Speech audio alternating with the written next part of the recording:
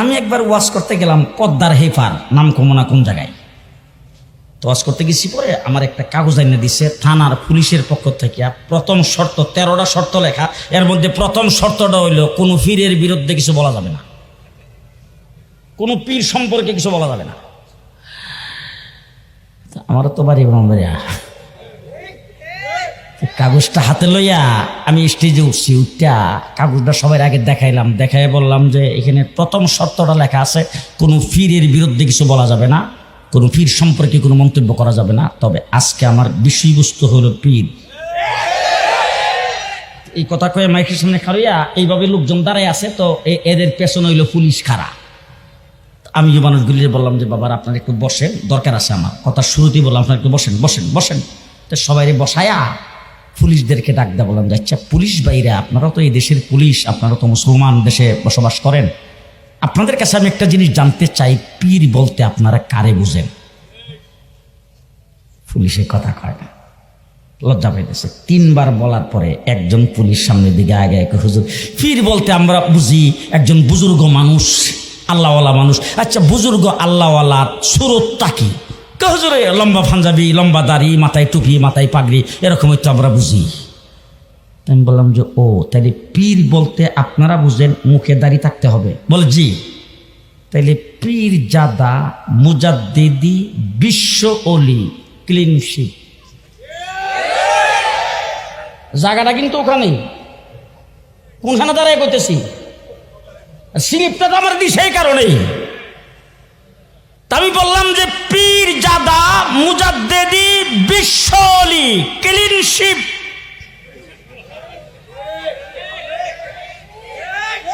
এটা বিশ্ব অলি না বিশ্ব শয়তান?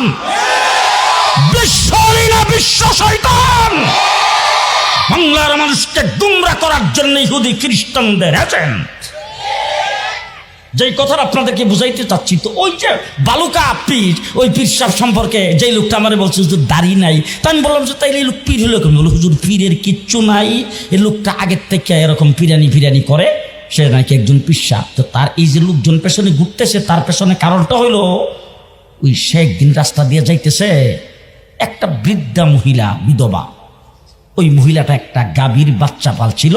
এই গাভীর বাচ্চাটা বড় হইয়া তারপরে গাভীর হয়েছে, এটারে ফ্যান বসি টুসি খাওয়াইয়া এরপরে গাছটা সংগ্রহ করিয়া, মহিলার এইটাই কাম, খুব যত্ন করে পালছে। এটা বেশ নাদুস খুব ভালো মোটা তাজা। হঠাৎ করে একদিন এটার কি যেন হয়েছে, মাথা চক্কর দিয়ে পড়িয়া মুখ দিয়ে ফেনা সাইড়া দিয়ে গাড়গুলো ফালাই দিছে। সবাই মনে করছে এটা মারা গেছে।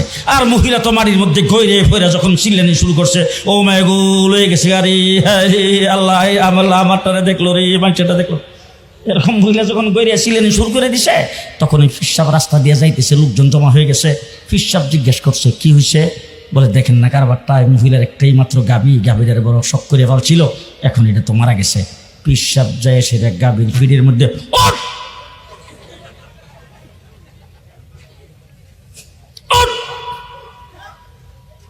উট করে থাপ্পড় দিছে, পরে সাথে সাথে গাভীরটা দাঁড়ায় গেছে। আসলে মরে ওই নাই। কথা কি বুঝে আসছে? এখন এরকম একটু বিলকিবাসি দেখাইবার কারণে সেই লোকটাকে যদি মানুষ ভালোবাসে, আমার নবী মুহাম্মদুর রাসূলুল্লাহ সাল্লাল্লাহু আলাইহি ওয়াসাল্লামের সামনে এসে আবু জাহেল বলতেছে, বাতিজা বলো তো দেখি মুডের ভিতরে কি আছে। ছোট সময় যখন গ্রামে থাকতাম, তখন একটু অবসর পাইলেই, শুক্রবার দিন বিকালবেলা অবসর পাইলে সিমের বিচি লইয়া একজন আরেকজনে কইতাম, কত দেখি জুন না বেজুর। এই খেলা আপনারা দেখছেন না বুঝো? তো আবু জাহেল আইসা রাসূলের সামনে বলতেছে, বাতিজা বলো দেখি জুন না বেজুর, বলো দেখি আমার মুডের ভিতরে কি আছে। আল্লাহ নবী ডাক দেখো, চাচা মুডের ভিতরে কি আছে হিডা আমি না কইয়া, মুডের ভিতরে যেটা আছে হিডেও যদি কইয়া দে। রাসূলুল্লাহ সাল্লাল্লাহু আলাইহি ওয়াসাল্লাম আঙ্গুল দিয়া হাতের মুঠের দিকে ইশারা করেছেন, মুডির ভিতরের পাথরের জবান খুলে গেছে, কালিমা পড়তে শুরু করে দিয়েছেন। খুব ভালো করে বুঝেন। হুজুর আকরাম সাল্লাল্লাহু আলাইহি ওয়াসাল্লামের দরবারে আবু জাহেল আইসা বলতেছেন, ভাতিজা ওই যে গাছটা, এই গাছটা যদি তোমার নবুয়তির সাক্ষী দেয়, মনে করবো তুমি নবী। রাসূলুল্লাহ সাল্লাল্লাহু আলাইহি ওয়াসাল্লাম বলেন, চাচা গাছটা কি জায়গার থেকে সাক্ষী দিলে হইব না কাছে আইসা? আবু জাহেল কয়, আমি তো জাগার কথাই ভাবছিলাম, তো কাছে এসে দিলে তো আরো ভালো। মুহাম্মদুর রাসূলুল্লাহ সাল্লাল্লাহু আলাইহি ওয়াসাল্লাম এইভাবে ইশারা দিয়েছেন, গাছ মাটি সহ রাসূলের পায়ের কাছে এসে কালিমা পড়তে পড়তে আবার জায়গায় চলে গেছে। ভালো করে বুঝেন, ভালো করে বুঝেন। মুহাম্মদুর রাসূলুল্লাহ সাল্লাল্লাহু আলাইহি ওয়াসাল্লাম যখন কোথাও ইস্তেনজা করার জন্য কোনো ময়দানে যাইতেন, আশেপাশে এইভাবে আঙ্গুল দিয়ে ইশারা দিতেন, চতুর্দিকে গাছগুলি এসে রাসূলকে বাথরুম বানিয়ে দিত। আমার নবী রাস্তা দিয়া গেলে গাছ মাথা নত করে রাসূলকে সালাম করতেন। দেশি মালে ঢুকিয়ে 3-4 পোল্টি খাইছি, আজ আমার চইরা গেছে বেশি। সুন্দরীর নাচ রমণী ভালোবাসা বাদে চাকরি, চাইলে পাবি সব, আমি গান গামু তুই নাচবি। তালে ঠিক কি আছে জীবনে, মইরেই তো যামু কোনো একদিন। চালামু উড়োজাহাজ আকাশের উপরে, আমি হোমু জাহাজের ক্যাপ্টেন। চোখে সব চাপসা দেখি ঘোলা ঘোলা লাগে, আজকে পেট কইরা খামু লাগুক যতক্ষণ লাগে। কথা কম কো আমারে দে খাইতে হইব আগে। এই আজকে মালে নেশানা রে পিনিক পিনিক লাগে, এই পিনিকে সুপ পিনিক খায়া নাচমু এক লগে। এই নাচ দেখ সুন্দরী নাচে চিকনি কোমর ঢুলায়া, তালে তালে নাচ দেখ চোখটাই না রাখছি খুলায়া। টাকা পয়সা উড়ায় সব কষ্ট আজকে ভুলা যায়, এমন নাচ দিবি যে তুই পাঙ্খা ছাড়াই উইরা যায়।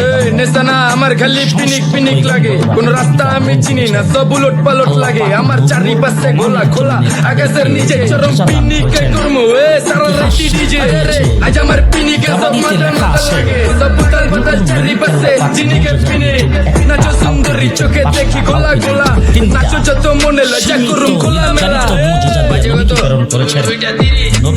আরো বাকি সারা রাই জানি না, চাইতাছি কই ঠিকানা কই জানা নাই, খাইতে কোনো মানা নাই কারো বাপের না টেগা। গিরে তুই সোজা চল গাড়ি যেতেছি বেগান দাম দাম, বুঝি না কেন প্রেমিকা প্রেমিকের মন বুঝে না, যাওয়ার আগে সব দিয়া দিলে খাওয়া শেষে খুঁজে না। টাকা পয়সা পারি না তোর মুন্ডেরই তো চাইছি, আমার জীবনের প্রথম এত বড় ধোকা খাইছে। কান্দে কান্দে খুঁজবি তখন পাবি না, কষ্ট দিলি কেন আমারে হবি তুই কার। এই নষ্ট কপাল আরে মোরা কপাল কার, যার লোকে তোর বিয়া তোর দিব 3 বেলা পার না রে না। তোর পিরিতের মাগি সাকি আমার ফোন দিবি না ভালোবাসার গোষ্ঠী গিলা, ভালোবাসারে বইলা দিও আমি অল্প বয়সে প্রেমিতারে না ঢকবো তো যদি পাওয়া যায়। বলতে গিলা পিটি সব চুষা চুষা খাওয়া যায়, কাশুন্ডরি না কোনো মানা না, মেচা গরম কইরা দে পিনিকে বুঝতাছি না রাস্তাটা তো মনে নাই, রাস্তা না আজকে সব পাগল পুগল কইরা আম্বর চাইতে বেশি সুগন্ধ। আমার নবী ঘুমাইছেন মুজা, ঘুম থেকে যাচ্ছেন মুজা, রাসূল বসছেন মুজা, দাঁড়াইছেন মুজা, আঙ্গুল হেলানি দিয়েছেন মুজা, মজাত করেছেন মুজা, হাত উপরের দিকে উঠাইছেন মুজা, হাত নিচের দিকে নামাইছেন মুজা, হাঁটছেন মুজা, চলছেন মুজা, যুদ্ধের ময়দানে গেছেন মুজা, রাসূল বসে আছেন মুজা। মুহাম্মদুর রাসূলুল্লাহ সাল্লাল্লাহু আলাইহি ওয়াসাল্লামের প্রত্যেকটা মুহূর্ত মুজা, তামাম জিন্দেগির পুরাটাই মুজা। যত নবী পৃথিবীতে আগমন করেছেন সমস্ত নবীর কাছে জিবরাইল আমিন ওহী নিয়ে আগমন করেছেন। কোন নবীর জিন্দেগিতে মাত্র একবার জিবরাইলের সঙ্গে সাক্ষাৎ হয়েছে, নবুয়ত পাইছে, জিবরাইল আর আসে নাই। কোন নবীর কাছে 3 বার 2 বার 5 বার এরকম ভাবে আসছেন। ও আমার ভাইরা, হযরতে মূসা আলাইহিস সালাতু ওয়াস সালামের কাছে জিবরাইল আমিন আগমন করেছেন 400 বার, ইব্রাহিম আলাইহিস সালামের কাছে আসছে 40 বার। এমনভাবে এক এক নবীর কাছে নির্ধারিত আকারে জিবরাইল আমিন আগমন করেছেন। আমার নবীর 23 বৎসরের জিন্দেগিতে জিবরাইল আমিন আগমন করেছেন 24,000 বার। আস্তে আস্তে আস্তে আস্তে, এত জোরে না। কয়বার? 24,000 বার। শেষ কথা আমি আপনাদের সামনে বলে যাচ্ছি। হযরত ইব্রাহিম আলাইহিস সালাম আল্লাহ পাকের খলিল, আমার নবী আল্লাহ পাকের হাবিব। ইব্রাহিম খলিল, আমার নবী হাবিব। এখন আপনারা এই হুজুরকে জিজ্ঞেস করে দেখেন তো, ডিকশনারি যে খুলে দেখবেন, খলিল মানিও দুস্থ, হাবিব মানিও দুস্থ। বেশ কমটা কি? খুব ভালো করে বুঝেন। খলিল ওই দুস্থকে বলা হয় যে দুস্থের সঙ্গে দুস্তি করে সব কিছু তার কাছ থেকে নিয়ে নেওয়া হয়। হাবিব ওই দুস্থকে বলা হয় যার সঙ্গে দুস্তি করে সব দিয়ে দেওয়া হয়। বুঝছেন না? বুঝছেন না? বুঝেন নাই বোধ হয়। খলিলুল্লাহ আশিকুল্লাহ হাবিবুল্লাহ মাশকুল্লাহ, যিনি খলিল তিনি আল্লাহর আশেক, যিনি খলিল তিনি আল্লাহর আশেক, যিনি হাবিব আল্লাহ তার আশেক। ঘুমাইছেন মনে হয়। যিনি হাবিব আল্লাহ তার আশেক। আমার নবী দারে আর কাম থেকে হাত উঠেছেন। ওমর ইবনুল খাত্তাবকে আল্লাহ মুসলমান বানায় রাসূলের দরবারে পাঠায়া দিয়েছেন। আল্লাহ নবী রাস্তার কিনারে দাঁড়িয়ে হাত উঠেছেন। আবু হুরায়রার মার অন্তরে হেদায়েত পৌঁছে গেছে। আল্লাহ নবী মসজিদের মিম্বরে বসে হাত উঠেছেন। হাতটা মুখে মুছবার আগে মদিনাতে বৃষ্টি নাজিল করে দিয়েছেন। যিনি হাবিব তিনি আল্লাহ তার আশেক, যিনি খলিল তিনি আল্লাহর আশেক। খলিলুল্লাহ আশিকুল্লাহ হাবিবুল্লাহ মাশকুল্লাহ। কথা বুঝতেছেন? মুসলমান ব্রাহ্মণবাড়িয়ার মুসলমান শেষ কথা বলে যাইতেছি। রাসূল কি কি জন্য ভালোবাসবেন? 1,24,000 পয়গম্বর আদম থেকে ঈসা পর্যন্ত সমস্ত পয়গম্বর আল্লাহকে রাজি করতে চাই। কারে রাজি করতে চাই? হযরত আদম আলাইহিস সালাম 350 বছর পর্যন্ত চোখের পানি ফেলায়া কাঁদছেন কারে রাজি করতে? ইব্রাহিম আলাইহিস সালাম নমরুদের আগুনে গেছে আল্লাহকে রাজি করতে। ইউনূস আলাইহিস সালাম মাছের পেটে গেছে আল্লাহকে রাজি করতে। নূহ আলাইহিস সালাম কিস্তিতে উঠছে আল্লাহকে রাজি করতে। সুলাইমান আলাইহিস সালাম রাজত্ব পরিচালনা করছেন আল্লাহকে রাজি করার জন্য। মূসা আলাইহিস সালাম কুহে তুরে গেছে আল্লাহকে রাজি করতে। ফেরাউনের মোকাবেলা করেছেন আল্লাহকে রাজি করতে। ঈসা আলাইহিস সালাম মায়ের কোলে কথা বলেছেন আল্লাহকে রাজি করতে। 1,24,000 পয়গম্বর আল্লাহকে রাজি করতে চাই। আমার আল্লাহ রাব্বুল আলামিন বলেন ওয়ালা সাউফা ইউতিকা রাব্বুকা ফাতারদা। ও হাবিব, তামাম পৃথিবীর সব কিছু, তামাম পৃথিবীর নবী আউলিয়া দরবেশ সবাই আমি আল্লাহকে রাজি করতে চাই। আর আমি আল্লাহ আপনাকে বলতেছি, আমি রাব্বুল আলামিন আপনাকে দিতেই থাকবো, দিতেই থাকবো, দিতেই থাকবো, দিতে দিতে ফাতারদা। যতক্ষণ আপনি রাজি না হন ততক্ষণ দেব, আপনাকে রাজি করে ছাড়বো। আল্লাহ বলেন ও আমার হাবিব, সবাই আমাকে রাজি করতে চায়, আমি আল্লাহ আপনাকে রাজি করতে চাই। সেই নবীর উম্মত খুশি না আরো জোরে, আরো জোরে। বিশ্ব নবীর উম্মতের জায়গায় বিশ্ব নবীরা থাকবে, বিশ্ব নবীর দুশ্মন থাকবে না। আসতে বলেন আসতে। আমরা বিশ্ব নবীর উম্মত আমরা থাকবো, নবীর দুশ্মনরা এখানে মুসলমান নাম দিয়া থাকতে পারবে না। আমার ব্রাহ্মণবাড়িয়ার নামই ব্রাহ্মণবাড়িয়া। এই জায়গার ভিতরে হিন্দু তো নাই, আছে না হিন্দু? আমাদের গ্রাম অষ্টগ্রাম, অষ্টগ্রামের খালের উত্তর পার পুরাটা অর্ধেকটা হিন্দু ছিল। আমরা যখন ছোট ছিলাম তখন হিন্দুদের কোলুলুর আওয়াজে মুসলমানদের আজান শোনা যেত না, এই অবস্থা ছিল এক সময়। কিন্তু এখন তো এত হিন্দু নাই, কিন্তু ব্রাহ্মণবাড়িয়া শহরে হিন্দু আছে। তারা তো কোনো সময় মেম্বারে চেয়ারম্যান ইলেকশন করে না, হ্যাঁ, স্কুলে পড়ে না, আস্তে কথা কোন দি, তারা কোনো অফিসার হইতে পারে না, অফিস আদালতে চাকরি করে না। আমার দেশের বাবু সরঞ্জিৎ সেন গুপ্ত বারবার মন্ত্রী হয়েছে, সিংহা প্রধান বিচারপতি হয়েছে। আমরা আজ পর্যন্ত কোনোদিন আন্দোলন করি নাই। করছি কোনোদিন? কেন করি নাই? তারা তাদের নামে হইছে, তাদের ধর্মের নামে হইছে। আমার নাম ব্যবহার করে না, আমার ধর্মের কথা তারা বলে না। আমার ধর্মের নাম পরিচয় দিয়া, মুসলমান পরিচয় দিয়া আইডি কার্ড করে না, মুসলমান পরিচয় দিয়া পাসপোর্ট করে না, মুসলমান পরিচয় দিয়া জন্ম নিবন্ধন বানায় না, মুসলমান পরিচয় দিয়া তারা কিছু করে না। তারা তাদের ধর্মের নামে করে। সাম্প্রদায়িক সম্প্রীতির দেশ বাংলাদেশ, এই দেশে হিন্দু বৌদ্ধ খ্রিস্টান পূজা করবে, লেখাপড়া করবে, অফিসার হবে, মন্ত্রী মিনিস্টার হবে, বিচারপতি হবে, আমাদের কোনো আপত্তি নাই। কিন্তু কাদিয়ানিয়া মুসলমান না হইয়া কাফের হইয়া মুসলমান নাম দিয়া করে, এই জন্য তাদের বাংলাদেশে চলতে দেওয়া হবে না, চলতে দেওয়া হবে না, চলতে দেওয়া হবে না।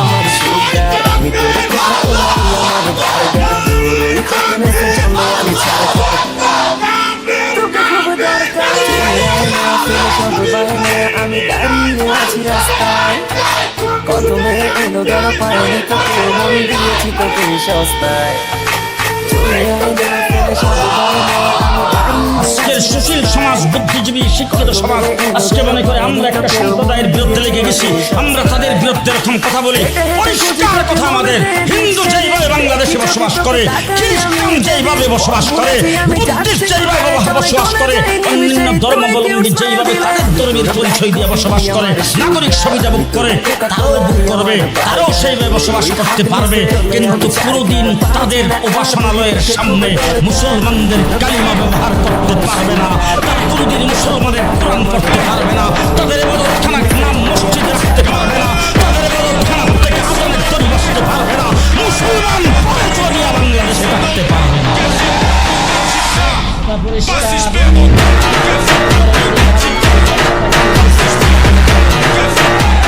কথা কি বুঝে আসতেছে? এবার আসেন দেখি হিন্দুরা আমাদের এখানে পূজা করে কিনা। মাইক বাজায় না, মাইকের আওয়াজ অনেক সময় মসজিদে পর্যন্ত ধাক্কা লাগে কিনা। কোনোদিন মিছিল করেছেন, বাধা দিয়েছেন, তাদের পূজার সময় তারা পূজা করবে, রাস্তাঘাট ব্লক করে, তাদের পূজা মণ্ডপ থেকে তারা বক্তৃতা দেয়, তাদের ধর্মের প্রচার করে, তাদের ধর্মের ওয়াজ করে, গীতা পাঠ করে, রামায়ণ পাঠ করে। আমরা তাদেরকে কোনো কিছু বলি না, কারণ তাদের ধর্মীয় স্বাধীনতা, নাগরিক স্বাধীনতা, এটা তারা 100 বার পাবে, 100 বার করবে। কিন্তু আমার ধর্ম মুসলমান না হইয়া, কাফের হইয়া, নবীকে শ্রেষ্ঠ না মান্না, মুসলমান না হইয়া, বাংলাদেশের আহমদিয়া মুসলিম জামাত নাম দিয়ে বাংলাদেশের 1 ইঞ্চি মাটিতে কাদিয়ানীরা মুসলিম ঘোষণা হওয়ার আগ পর্যন্ত তাদের কোনো সমাবেশ বাংলাদেশে হইতে দেওয়া হবে না, হইতে দেওয়া হবে না, হইতে দেওয়া হবে না। কে কে রাজি আছেন হাত তুলে দেখান।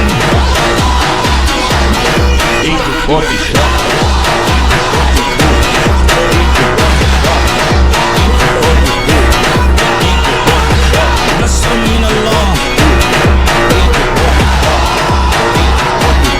আমার বন্ধুগণ, যারা দাঁড়ানো বসা অবস্থা আমার মুখের জন্য শুনছেন, ধন্যবাদ জানাচ্ছি।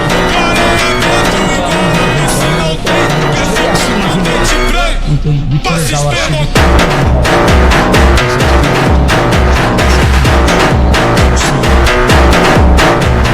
এখন আজকের থেকে প্রায় 45-46 বছর আগে মাদ্রাসায় যখন লেখাপড়া করতাম, তখন এখানে বাংলা আসতাম, তখন এখন আল্লাহর নবীর নায়েবরা এখানে বসবাস করে।